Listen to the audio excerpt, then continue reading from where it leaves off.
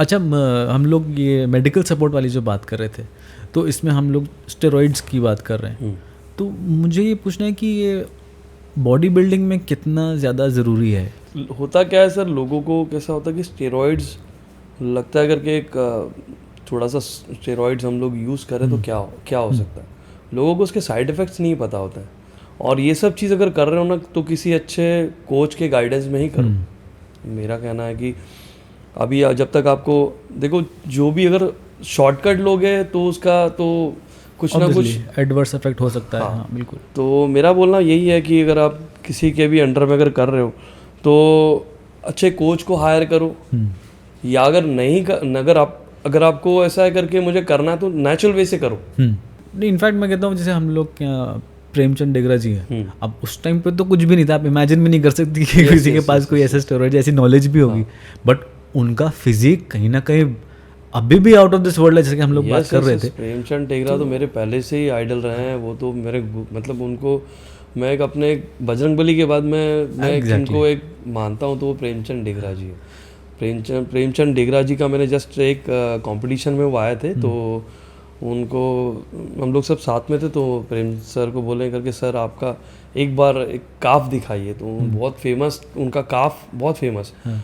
तो उनका सर ने पैंट ऊपर किया, काफ दिखा, एकदम जैसे लग रहा था कि एक नारियल को लगा दिया वहाँ पे, सेट कर दिया उनका, इतना अच्छा काफ का साइज उनका। नहीं, और मैं पर्सनली बताता हूँ, लाइक मुझे मैं इंडिया टुडे करके एक मैगजीन आती थी बहुत पहले, तो उसके लास्ट पेज में ना उनका एक फ़ोटो आया था, एक पूरा उन्होंने मोस्ट मस्कुलर पोज किया हुआ था, और मैं ना घूम फिर के ना वही मैगजीन निकालता था, बात वही पेज पलट के उनकी फ़ोटो देखता रहता था।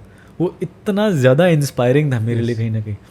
तो आई थिंक आर्नोल्ड में मैंने बाद में पता चला है मुझे कुछ दिन बाद, जब ने फिल्म्स वगैरह मूवीज़ देखने लगी, कोनन द बारबेरियन वो सब देखा, तो हाँ आर्नोल्ड के लिए भी हो गया फैसिनेशन, क्या बॉडी। बट आई थिंक उससे पहले मैंने प्रेमचंद डेगरा जी का देखा था वो मैगजीन में फ़ोटो, और मैं पागल हो रखा था। तो आई थिंक मेरा भी कीड़ा तब से ही है, और प्रेमचंद डेगरा जी की वजह से ही है। तो वो इन्फ्लुएंस है उनका। और उस समय कोई ऐसा स्टेरॉइड वगैरह कुछ नहीं था, पूरा 100% नेचुरल बॉडी।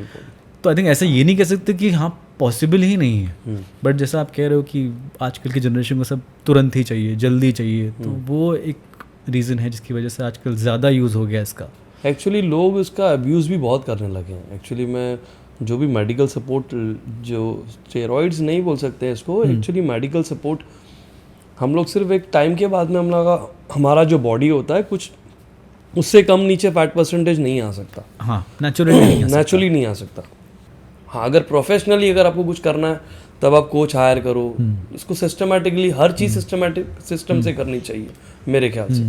हाँ, तो एज ए कोच जैसे मैं, मेरे अंडर में 4 to 5 स्टूडेंट्स मेरे अंडर में हैं, मैं इतने टाइम से कर रहा हूँ, तो उन्होंने मेरे बॉडी में भी चेंजेस देखे हैं। हाँ। मैं कैसे कर रहा हूँ, मुझे भी पता है करके मेरा लिमिट क्या है मुझे, और मैं क्यों इस फील्ड में आया हूँ। मेरा एक स्टार्टिंग से एक पर्पस था कि मुझे एक लाइफ में कुछ एक करना है, बस एक लाइफ में एक मेरा गोल है, टारगेट है। मैं स्टार्टिंग से बॉडी बिल्डर लोग को देखते आया हूँ, तो मुझे ऐसा लगता था कि मैं भी बॉडी बिल्डिंग करूँगा, स्टेज पे आऊँगा, बट उसके लिए मुझे प्रॉपर मैंने गाइडेंस लिया अच्छे कोच के अंडर में। मैं भी काफ़ी टाइम से सीखा, मुझे अभी 10-11 साल हो गए इस बॉडी बिल्डिंग में।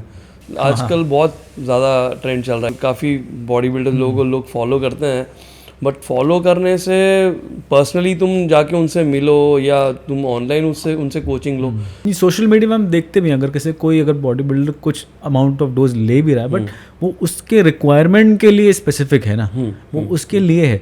जब तक तुम उनकी गाइडेंस से लोगे कि उन्हें कितनी डोज लेनी है, उनका रिक्वायरमेंट क्या है, उनका वेट क्या है, बॉडी मास इंडेक्स क्या है उनका, तो उस हिसाब से आई थिंक सारी डोज चेंज होती हैं।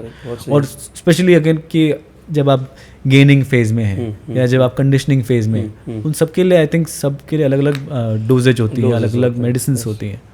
तो वो आई थिंक प्रॉपर गाइडेंस से ही आता है।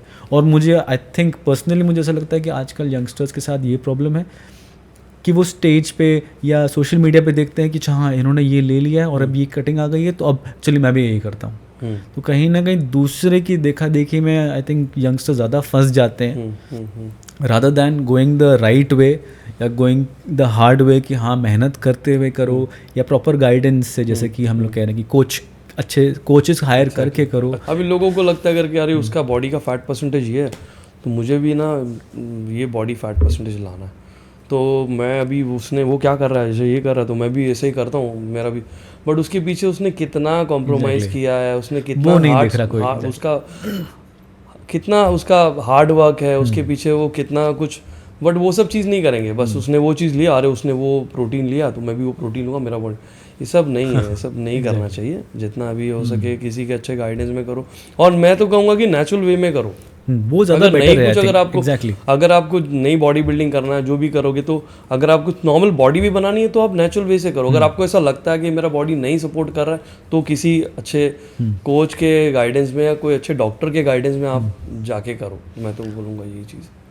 आई थिंक मैंने एक इंटरव्यू में सुना था कि रॉनी कोलमैन आई थिंक अपने सेकेंड ओलंपिया तक ही वाज नेचुरल ओनली। उन्होंने सेकेंड ओलंपिया के बाद से स्टेरॉइड्स का लेना यूज़ शुरू किया था। देखने जाए तो उतना बॉडी में उतना फैट लो फैट परसेंटेज लाना वो बिना मेडिकल सपोर्ट के तो नहीं हो सकता वो चीज़। आई थिंक भाई वो नेचुरली तो मैं यही बोलूँगा कि नेचुरली आप उतना फैट परसेंटेज नहीं ला सकते नेचुरली।